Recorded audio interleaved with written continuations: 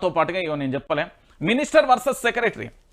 forest files క్లియరెన్స్లో ఇద్దరి మధ్య విభేదాలు ప్రమోషన్స్ ఫైల్ మంత్రి పేషీకి పంపని కార్యదర్శి కొండా సంతకం చేసిన ఫైల్స్పై హమ్మద్ నందీం కొర్రి అంటూ కూడా చూడొచ్చు రూల్స్కు విరుద్ధంగా క్లియర్ చేయబోనని పేచి ఇక సీరియస్ అయిన మంత్రి సీఎంఓకు ఫిర్యాదు అంటూ కూడా చెప్పిన పరిస్థితి కనబడుతుంది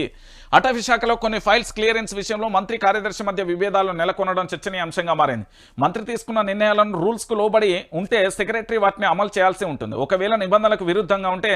సబ్జెక్షన్ ఇచ్చి సవరించుకునే విధానం వివరించాలి అయితే అటవీ శాఖ పర్యావరణ మంత్రి కొండ సురేఖ ఆ శాఖ ప్రిన్సిపల్ సెక్రటరీ హమ్మద్ నందీం మధ్య కొన్ని ఫైల్స్ విషయంలో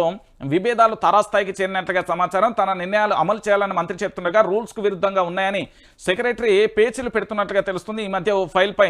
మంత్రి సంతకం చేసిన అమలుకు నోచుకోలేదంటూ కూడా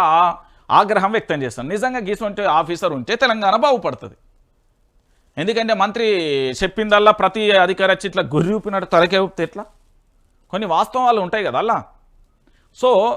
ఏదైతే రూల్స్కి విరుద్ధంగా ఉంటుందో దాన్ని చేయలేరు కదా ఒకవేళ చేస్తే వీళ్ళ మంత్రి పదవి ఉన్నదండి 5 ఏళ్ల తర్వాత అయిపోతుంది ఆల్రెడీ 2 ఏళ్ళు అయిపోయింది ఇంకో 2 ఏళ్ళు ఉంటుంది ఒకటి ఎట్లాగ ఎన్నికల కోడే కాబట్టి సో ఈ 2 ఏళ్ల తర్వాత వీళ్ళు పోయిన తర్వాత ఏమైపోతుంది